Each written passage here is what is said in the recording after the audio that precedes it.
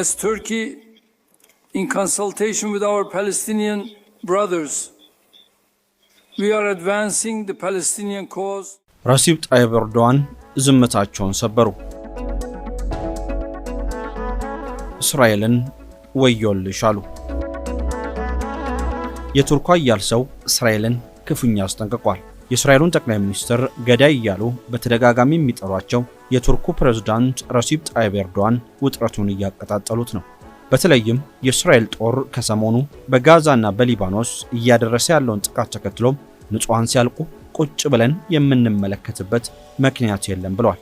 የጠቅላይ ሚኒስትር ቤንያሚን ኔታንያሁ አስተዳደር በዚህ መንገድ መቀጠል የለበትም ያሉት ፕሬዝዳንቱ አስፈላጊውን እርምጃ እንደሚወስዱ አስጠንቅቋል። በእርግጥ የአንካራና የቴል አቪቭም ሆነ የኤርዶዋን ኔታንያሁ ግንኙነት ከሻከረ ዋላ ደረ ብሏል። ይሁን እንጂ ከኤርዶዋን ማስጠንቀቂያ በተጨማሪ አንካራ ከሪያድና ከኢስላማባድ ጋር ከሰሞኑ የተስማማችው ስምምነት ውጥረቱን ያባብሷል የሚል ስጋትን ደቅኗል። የእስራኤል ደህንነት አለቆችም በየቀኑ የሐማስ አለቆች እንዲገደሉ መመሪያ ማውጣታቸው እንዲሁም የሊባኖሱ ጦርነት መቀጠል ኤርዶዋንና ኔታንያሁን ፊት ለፊት እያፈጠጣቸው ነው። ሰላም ጤና ይስጥልን የተከበራችሁ ውድ ቤተሰቦቻችን፣ የቱርኩ ፕሬዝዳንት ረሲብ ጣይብ ኤርዶዋንና የእስራኤሉን ጠቅላይ ሚኒስትር ቤንያሚን ኔታንያሁን አዲስ ፍጥጫም በስፋት እንዳስሳለን። እስከ ፍጻሜው አብራችሁን ትቆዩ ዘንድ በአክብሮት እንጋብዛለን።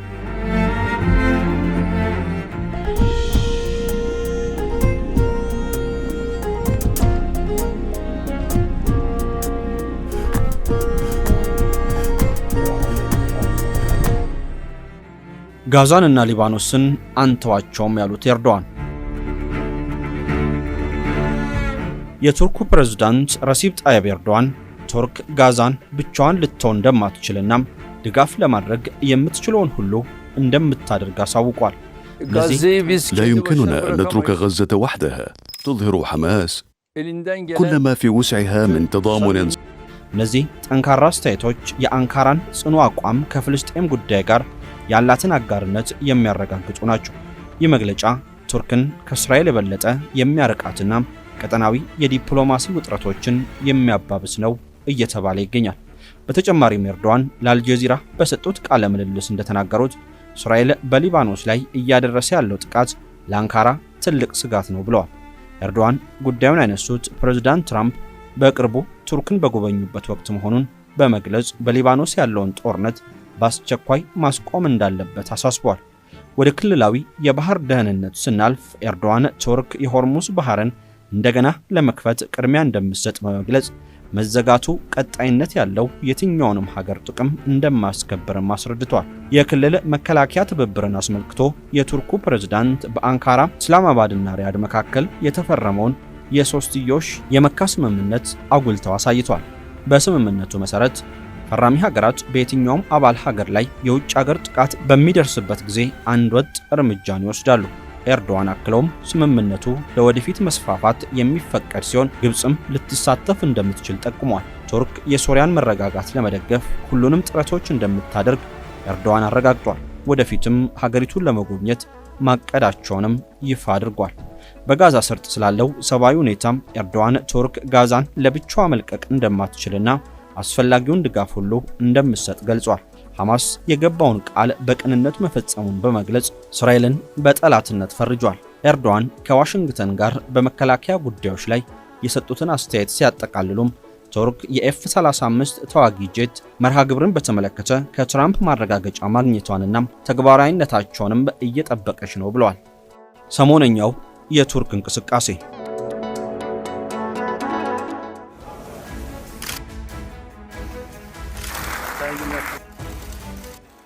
የአውሮፓ ህብረት አባልነቷን ያልተቀበላት ቱርክ ከፓኪስታን እና ሳውዲ አረቢያ ጋር አዲስ ወታደራዊ ጥምረትን ፈጥራለች። ጥምረቱ በኔቶ አንቀጽ 5 እሳቤ ላይ የተመሰረተና በአንድ አባል ሀገር ላይ የተፈጸመ ወታደራዊ ጥቃት በሁሉም አባላት ላይ እንደተፈጸመ ተቆጥሮ በጋራ ይመከታል የሚል ነው። ከሰሞኑ የቱርክ መከላከያ ሚኒስትር ይፋ ያደረገው መረጃ እንደሚያመላክተው የጥምረቱ አባል ሀገራት የጋራ ወታደራዊ ልምምዶችን ያደርጋሉ፣ የመከላከያ ኢንዱስትሪዎቻቸውንም ትስስር ያጠናክራሉ። የአሜሪካ እስራኤልና ኢራን ጦርነትን በተካረረበት ወቅት እንዲያለ ወታደራዊ ትብብር በመመስረቱ በቀጠናው የአሜሪካ ሚና እየተቀሳቀዘ የመሄዱ ማሳያ እንደሆነ የሚያነሱ ተንታኞችም ታይቷል። ትብብሩን የአረብ ሀገራት ሁሉ እንዲቀላቀሉ ጥሪ እየቀረበ ሲሆን እንደ ግብጽ ያሉ ሀገራት በፍጥነት እንደሚገቡበት ይጠበቃል። ይህ ደግሞ የእስራኤልን ሕልውና በቀጥታ አደጋ ላይ እንደሚጥል ተሰግቷል።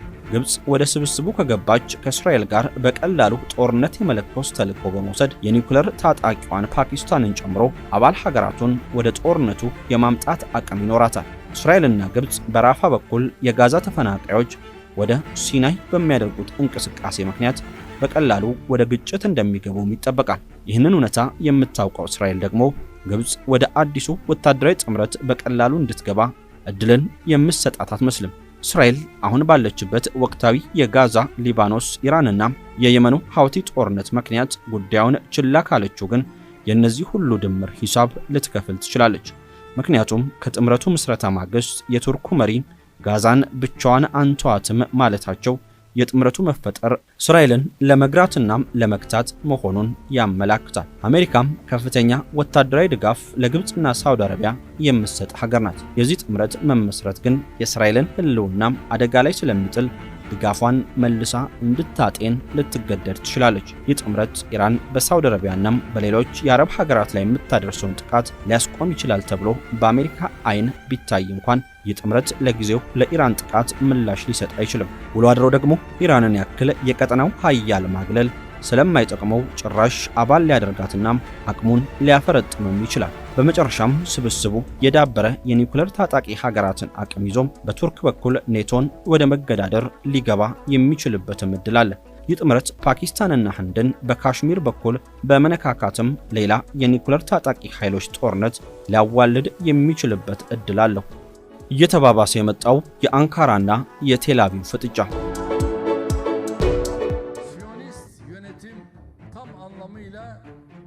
The Zionist regime is truly a festering sore. ከቅርብ ጊዜ ወዲህ የእስራኤል የደህንነት ተቋማትና የፖለቲካ መሪዎች ቱርክን እንደ ትልቅ ስጋት መፈረጅ ጀምሯል። ቱርክ ከኢራን ቀጥላ ለእስራኤል ብሔራዊ ደህንነት ቀጥተኛ ስጋት መሆኗን አመላክቷል። ይህ ለውጥ በመካከለኛው ምስራቅ ያለውን የኃይል ሚዛን የሚቀይር ትልቅ ክስተት ነው።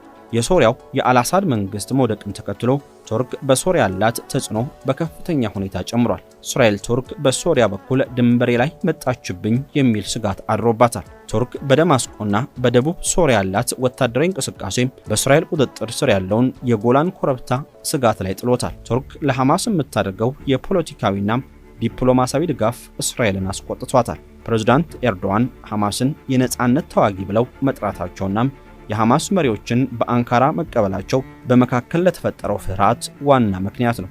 ሌላው በሜዲትራኒያን ባህር ስር ስላለው የተፈጥሮ ጋዝ ፍለጋና የባህር ወሰን ቱርክ ከእስራኤል፣ ግሪክና ቆጵሮስ ጋር ከፍተኛ ፍጥጫ ውስጥ ነች።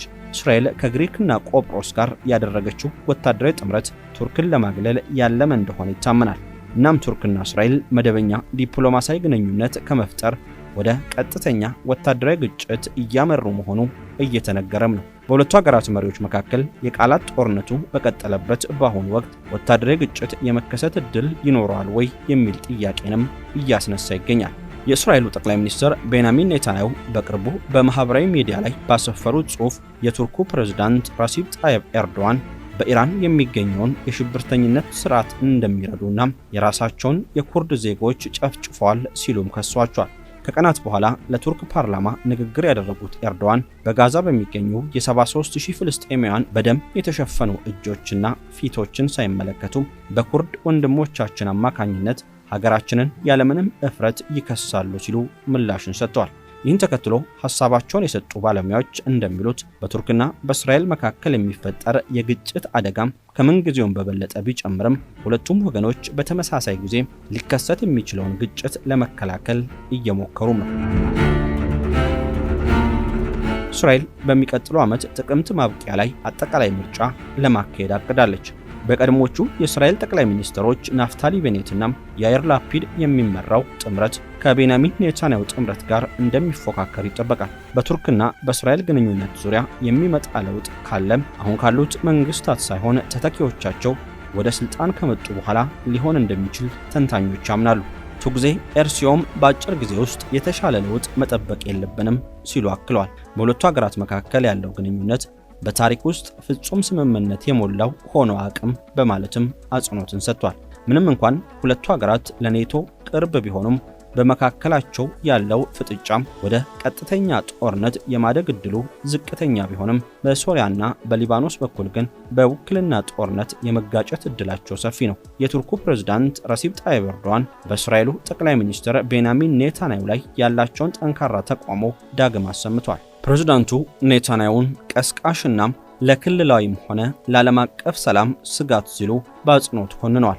ኤርዶዋን ኔታንያሁን ከመስመር የወጣና ጦሶችን የሚያባብስ መሪ በማለት በተደጋጋሚ ገልጿል።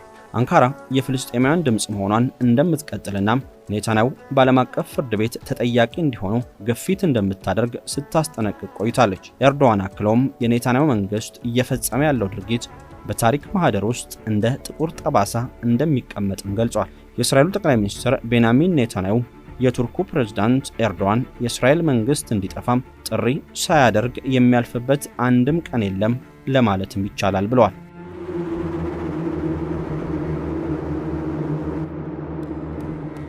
እኛ እነዚህን መግለጫዎች በጣም አክብደን እንመለከታቸዋለን። ምክንያቱም የህዝባችን ታሪክ ያስተማረን አንድ ታላቅ ትምህርት ቢኖር አንድ አካል ሊያጠፋ እንደሚፈልግ ሲነግርህ እመነው። እኛ እነዚህን ዛቻዎች በቁም ነገር እንወስዳቸዋለን። እንዲሁም የአሜሪካ ወዳጆቻችን ትኩረት በእነዚህ መግለጫዎች ላይ እንዲያርፍ እናደርጋለን፣ ችላ አንላቸውም ብለዋል።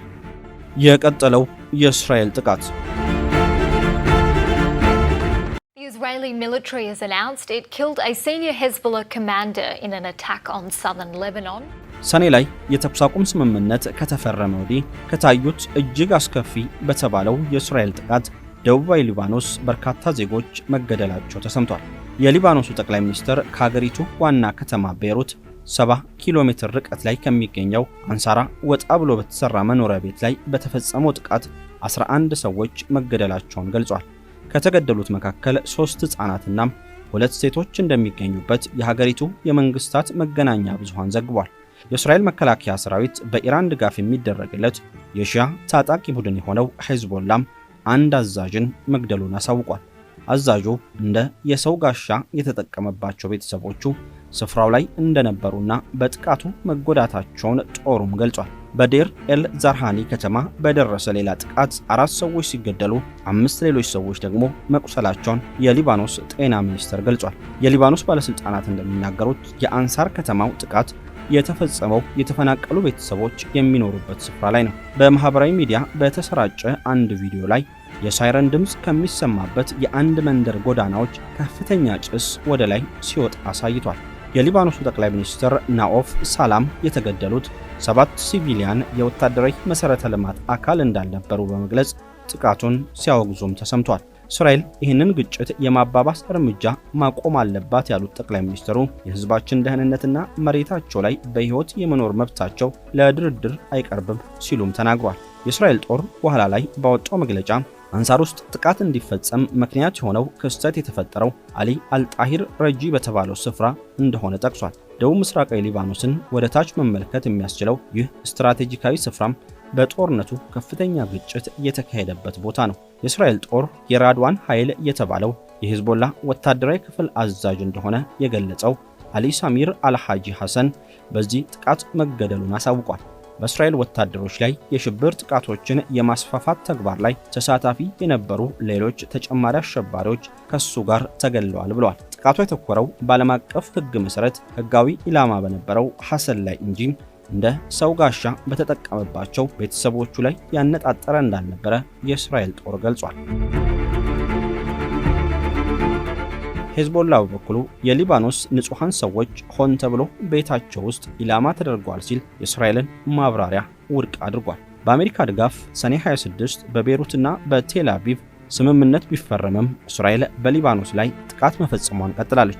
እስራኤል ሊባኖስ ላይ ጥቃት መሰንዘር የጀመረችው ሄዝቦላ በኢራን ላይ የተከፈተውን ጦርነት በመቃወም ሮኬቶችን ማስወንጨፍ በመጀመሩ ነበር። የእስራኤል ጥቃት 4335 የሊባኖስ ዜጎች ሲገደሉ 12277 ደግሞ እንዲቆስሉ ማድረጉን የሀገሪቱ ጤና ሚኒስቴር አሳውቋል። በእስራኤልና በሊባኖስ መካከል የተፈረመው ስምምነት ሄዝቦላን ጨምሮ ሌሎች የታጠቁ ቡድኖች ትጥቅን እንዲፈቱ ይጠይቃል። በሂደትም እስራኤል ከያዘቻቸው የሊባኖስ ግዛቶች ቀስ በቀስ ስትወጣም ቦታዎቹን የሀገሪቱ ጦር እንደሚረከብ በስምምነቱ ሰነድ ላይ ሰፍሯል። እስራኤል እንደ አውሮፓውያን አቆጣጠር በ2023 እና 24 መካከል በተደረገው ጦርነት እንዲሁም ከዛ በፊት በነበሩ ግጭቶች ወቅት በደቡባዊ ሊባኖስ ውስጥ አንዳንድ አካባቢዎችን ተቆጣጥራ ትገኛለች። በአሁኑ ጥቃት ወቅትም ከ10 ኪሎ ሜትር በላይ ወደ ሊባኖስ ግዛት ዘልቃ ገብታለች።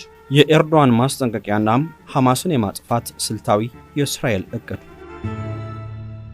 አንካራ በጋዛ ጉዳይ ቀይ መስመር ብታሰምርም የቤተ አጊዮን አለቆች ግን አነጋጋሪ መመሪያን ይዘው ብቅ ብለዋል። የእስራኤል ብሔራዊ ደህንነት ሚኒስትር ኢትማር ቢን ግቪር የእስራኤል መከላከያ ሰራዊት በየቀኑ ከ30 እስከ 40 የሚደርሱ የሐማስ አባላትንና ሌሎች የእስራኤል ጠላቶችን በጋዛ ውስጥ ማስወገድ አለበት ሲሉ ጥሪ ማቅረባቸው ብዙዎችን አስደንግጧል። ጥሪው በአረብ መገናኛ ብዙሃን ሰፊ ሽፋን አግኝቷል። צריך לעשות סיכולים ממוקדים בעזה כל לילה להוריד 30-40 ሽኩም ሰላም አግኝቷል። ሚኒስትሩ በጠቅላይ ሚኒስትር ኔታንያሁ መንግስት ውስጥ ከፍተኛ ቦታ ያላቸው ሰው ናቸው። ቢን ግቪር ከጠቅላይ ሚኒስትር ቤንያሚን ኔታንያሁ ጋር በጋዛ እየተካሄደ ባለው ጦርነት ስልት ላይ እኩል አቋም እንደሌላቸው ገልጸው ከጠቅላይ ሚኒስትሩ ጋር እንደማልስማማ ሚስጥር አይደለም ብለዋል። በጋዛ ውስጥ የታለሙ ጥቃቶችን በመፈጸም በየዕለቱ ከ30 እስከ 40 የሚሆኑትን መግደል አለብን ብዬ አስባለሁ ሲሉም ተናግሯል። ጥቃቱ የወቅቱ ቀጥተኛ ስጋት በሆኑት ላይ ብቻ ሳይሆን በዚያ መኖር የማይገባቸው ሰዎች አሉ ሲሉ አስተያየታቸውንም ሰጥተዋል።